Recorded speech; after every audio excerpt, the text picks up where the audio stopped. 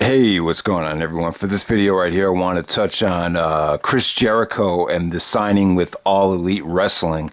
The reason I'm doing the video now is there's just a lot of different things that came out before the pay-per-view and after the pay-per-view. I watched a Jericho interview on a radio show.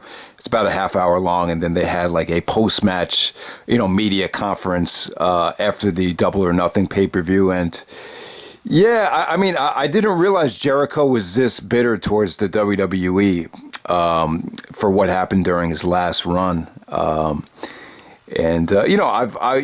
guys know me. I've always stated that Jericho has gotten the short end of the stick, and he hasn't been treated as fairly as some of the other guys like Triple H and Shawn Michaels and The Undertaker. But it particularly, he just seemed in the interviews, he seemed very, very motivated, which is good. Kind of out for redemption. I have something to prove, and yeah, I didn't know he got into a lot of, he stated that he got into a arguments with Vince and Triple H over creative and over how certain things should be done, and really had to fight hard to get a lot of things approved with the Kevin Owens storyline. Basically, Jericho felt that the Jericho and Owens thing was the hottest thing in WWE. It was the hottest Jericho, probably the most over Jericho ever was since like the 2001.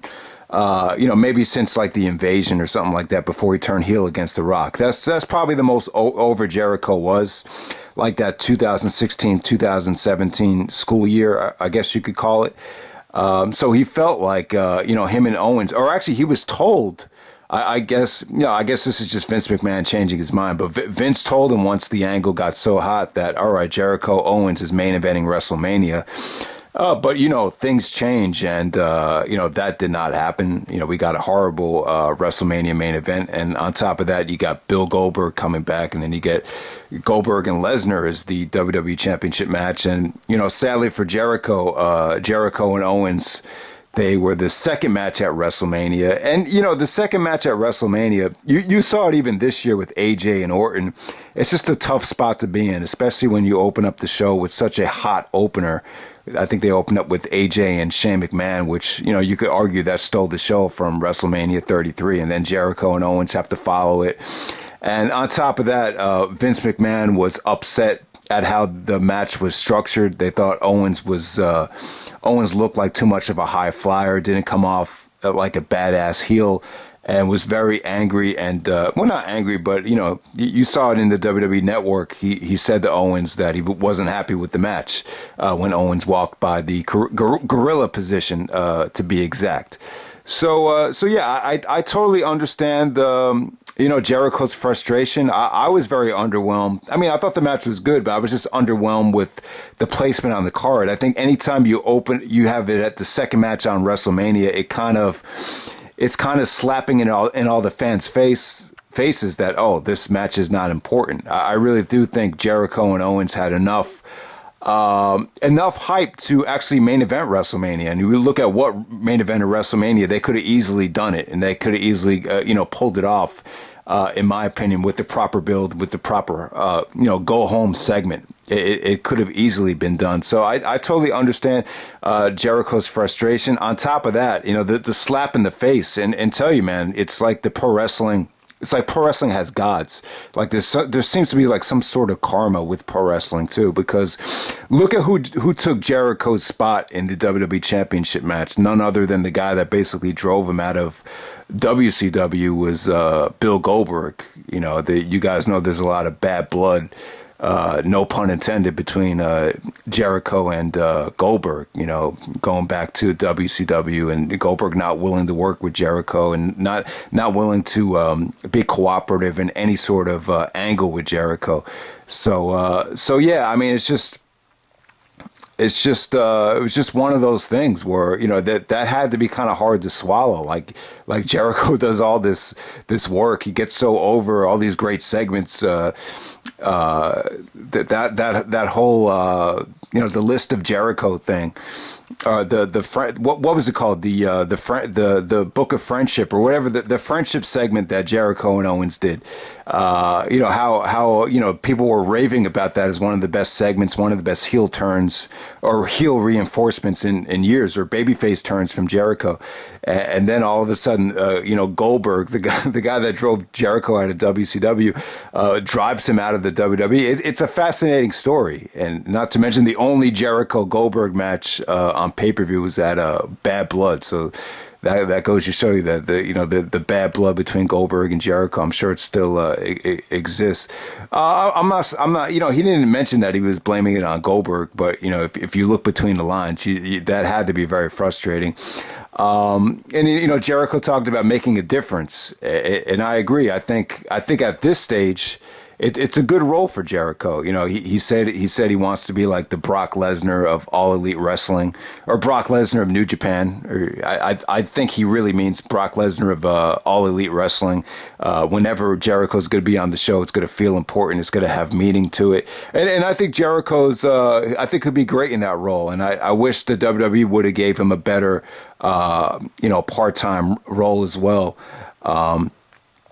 Because the one thing that, Brock has worked out to it. You could argue that Brock as a part-timer in WWE, it's worked out very nicely, you could say, from a box office standpoint. But I think the one thing that's frustrating, besides the lazy performances from time to time, I think the one thing that's frustrating about Brock is that he doesn't talk. You don't get a lot of, he's been very one-dimensional. With Jericho, that wouldn't have been the case. Whenever you saw Jericho, I think he would have gave you a killer promo. And I think that's what's been missing from Brock. I think, I don't want to get off topic, but I think the biggest problem with Brock is the indecisiveness. I think the juggling UFC WWE thing I think it's affected his WWE attitude, and he really hasn't been able to enjoy himself and just let himself go. And I think you're finally seeing that now that he's kind of let go of the whole UFC thing, and because I think it's just very stressful when you try to juggle the two. So I think that's part of the problem with Brock. But I always thought Jericho would have been a great part-timer, and let's face it, man, Jericho has never. It always seemed to me like, Jericho, I would say this. I would say he's really accomplished a lot for someone that's not a homegrown talent. I mean, he really has. I mean, he did get a lot of power to a degree, probably more so than like anybody from WCW, you could argue. But still, like when you sit back and look at everyone that's taking those, part-timer spots, they all seem like they've been treated a lot better than Jericho. You got Triple H, you got Shawn Michaels, you got Undertaker. There's a whole lot of other guys, but I guess you could agree that Angle hasn't been treated that well to a degree. But I think when you align yourself with the competition, or you come from the competition, it's kind of like you have to dig yourself out of a hole. And I feel like Jericho never really got the respect that he fully deserved. And it's just seemed to me like it's constantly been an uphill battle, arguing with Triple H, arguing with Vince. And there was even like situations that they had with DX and Shawn Michaels and the merchandise. And, Jericho talked about how him and Michaels used to get into fights at house shows on before Michaels officially retired. So there's been a lot of ups and downs with Jericho in the WWE, and it just seems like he's kind of been fed up with it. But I think he made the right decision going to All Elite. I think it's a great situation. I think he's going to bring a lot of fans over there to showcase what they have, and it makes a difference. See, if Jericho was doing what Undertaker's doing right now, or what Triple H is doing right now, just kind of cashing in on these Saudi Arabia shows. You see the shows make money, but what type of impact are those matches having on the industry? When you see the matches and you're so underwhelmed, I think the answer to that is zero. I mean, they're not having any impact. But with Jericho kind of, leading the charge to this whole this whole nother company, this company that is hungry, up and coming. I definitely think it's. I think Jericho in that role would definitely is making more of an impact. And, it sucks that Jericho's approaching 50. If this had happened, 5, maybe 10 years ago, I think Jericho's impact would have been a lot bigger. But to me, like, he could still go better than Undertaker, still go better than Angle. He could still go. I mean, he could still put on a better performance than a lot of other guys that are his age or a little bit older than him. So I still think Jericho has a lot left in the tank.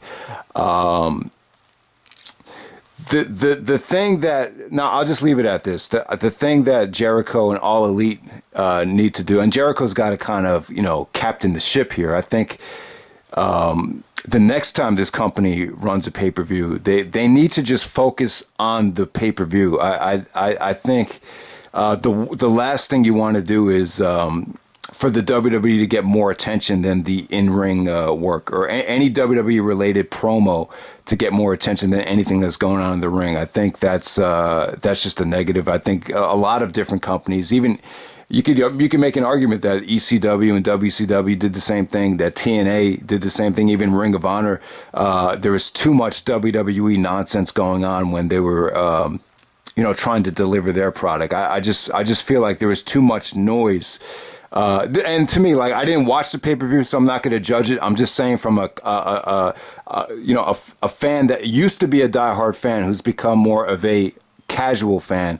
I'm just saying it seemed like there was too much attention to taking shots at the WWE. I just feel like Jericho, and now that you got all of it off your chest, I just feel like the important thing is you got to focus on the actual product itself. And I understand Jericho's gripes, because I think he is an all-time great. I think the WWE should have laid out the red carpet and gave Jericho whatever he wanted. And Jericho did deserve to main event WrestleMania. When you tell a legend that you're going to main event WrestleMania and then you don't deliver on the promise, I think that's I don't know. I think you could argue that's kind of betrayal. It's kind of it really is. It's kind of backstabbing. If you're going to say that, I mean, to say it to someone else that's up and coming is one thing, but to say it to someone that's a cornerstone or a legend in the business, and to not deliver on that promise, yeah, I mean, that kind of sucks. So I could understand Jericho's frustration. The WWE has been really, there's been a huge amount of bias and favoritism towards guys like Triple H and The Undertaker over the years, because they are WWF guys, they are homegrown guys. So yeah, I understand Jericho's frustration. But on the other hand, though, the whole Moxley Dean Ambrose thing, I totally don't understand that at all. I don't know why. I don't know what he's complaining about in terms of his frustrations with the WWE. I know he's making the whole analogy about being trapped in a jail, trapped in a cage, but I mean, just from the outside looking in, like, if I was running a company, I would never have Moxley or Ambrose as WWE champion. But that's just me. I know some of you guys are big fans of him, but come on, man, he won the WWE championship. What more did he want? It just wasn't. I understand it. Like, if you saw Moxley's work in Dragon Gate USA or in Evolve or whatever, or even if you really want to go on the other indies like the AEW or any of that stuff, I think Moxley, the Moxley character just doesn't fit in the WWE. It just doesn't. He's a little bit too cuckoo for that shit. He's more of like, he's kind of like a Pillman type. Pillman. Even though Pillman's WWE run wasn't great in terms of him in the ring, his timing, as far as when Pillman arrived in the WWE, it was kind of like he kind of entered at the exact right time. It was the end of '96 when they decided we're just going to be a little bit more raunchy, a little bit more in your face and out there. So it kind of worked in Pillman's favor. But with Ambrose right now, I mean, he's just, he's not tailor made for the WWE. He doesn't have a great look. He doesn't have great in-ring skills. He's just more of a unorthodox, crazy, twisted psychopath on the microphone. And I just don't think that fit the WWE, to be honest with you. But, this was more about Jericho.